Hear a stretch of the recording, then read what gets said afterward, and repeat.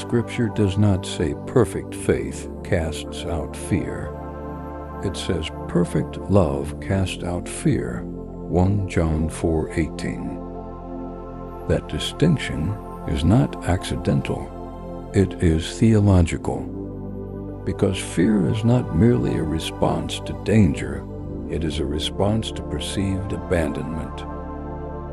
At its core, fear asks one haunting question: am I alone in this?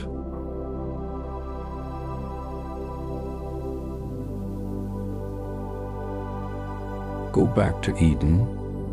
When Adam and Eve sinned, the first recorded human emotion was fear. I was afraid, so I hid. Genesis 3, verse 10. It was not danger. There was no external threat in that moment.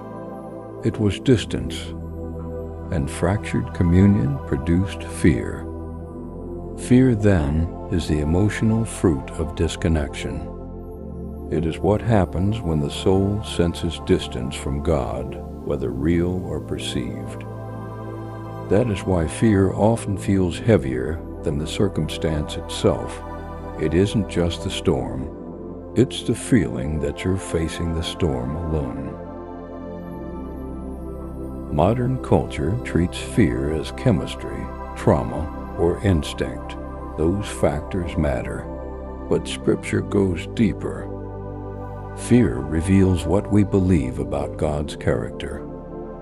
If I believe God is distant, I will live anxious. If I believe God is indifferent, I will live insecure.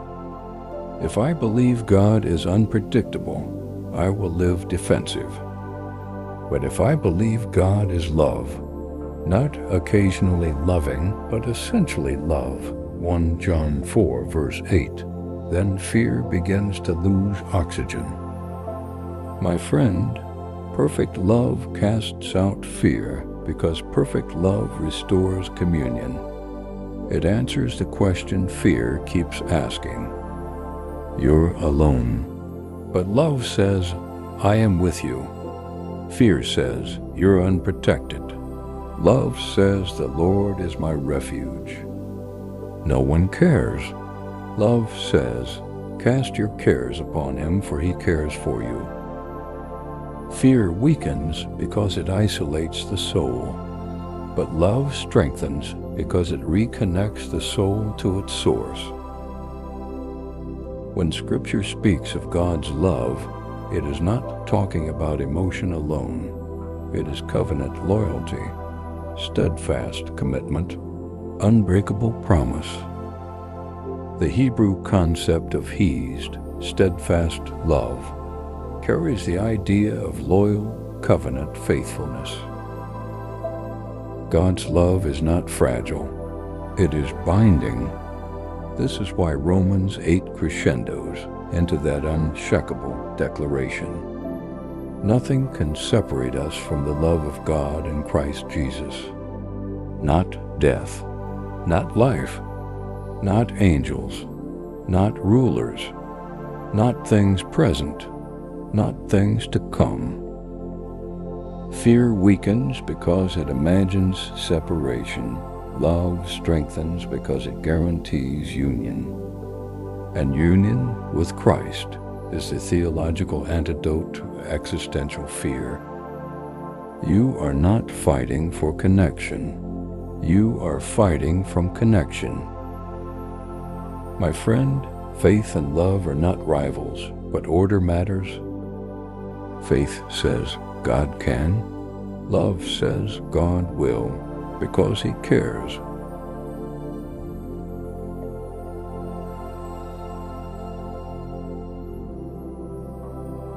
Faith trusts ability, and love trusts character.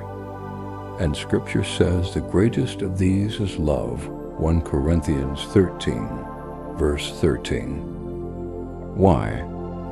Because faith operates in uncertainty. Love rests in relationship. Fear collapses when relationship is secure. A child walking through a dark room alone is terrified. The same child holding a parent's hand in that same dark room is calm. Notice, the room didn't change, the presence did. Love does not always remove the darkness, but it removes abandonment. And when abandonment is removed, fear loses its power. 1 John 4 connects fear specifically to punishment. There is no fear in love, but perfect love casts out fear, because fear has to do with punishment. The deepest human fear is not circumstantial. It is judicial. It is the fear of condemnation. And here is the gospel's glory. At the cross, divine love absorbed divine justice.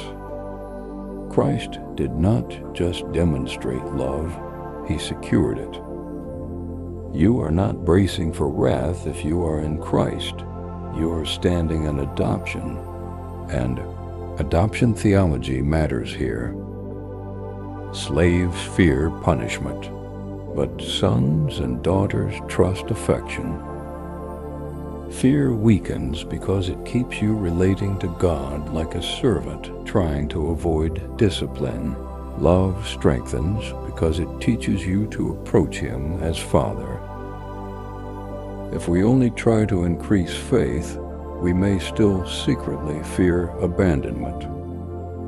But when love is perfected, matured, internalized, believed, fear begins to wither at its root. Perfect love does not mean flawless love. It means completed, matured, fully realized love. It means you no longer intellectually agree that God loves you. You existentially rest in it. There's a difference. One fights panic every night, the other sleeps through storms. Fear turns you inward. Self-preservation, self-protection, self-obsession. But love pulls you upward, toward God, toward trust, toward surrender. When fear dominates, your world shrinks. When love dominates, your soul expands. And here is the paradox. The more secure you are in God's love, the more courageous you become. Because courage is not the absence of fear, it is the presence of love. Spiritual maturity is not measured by how little fear you feel. It is measured by how deeply you are rooted in love. Paul prays in Ephesians 3 that believers would be rooted and grounded in love. Roots matter in storms.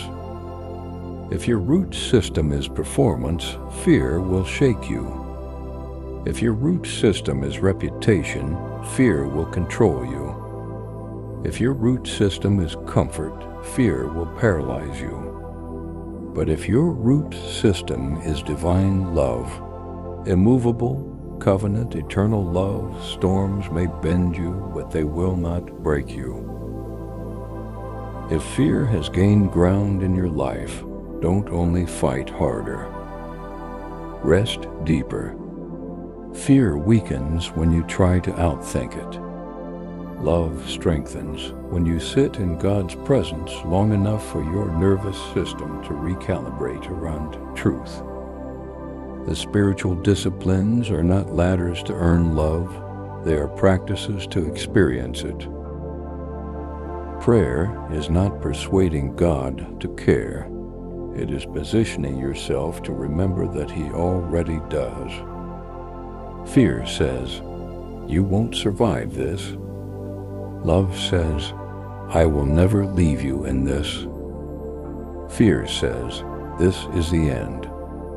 Love says, "I am the Alpha and the Omega."